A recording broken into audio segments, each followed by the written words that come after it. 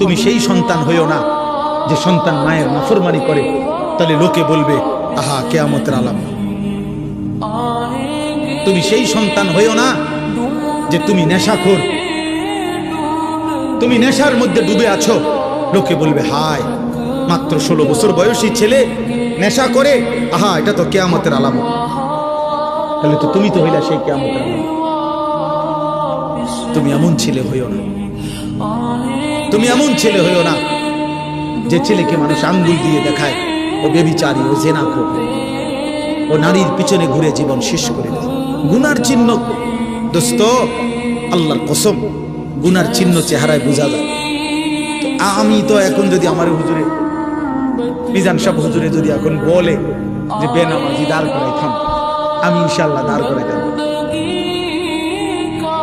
বেনামাজি সন্তান এ তো দেখলেই চিনা যায়, ও চেহারা দেখলেই তো বোঝা যায়।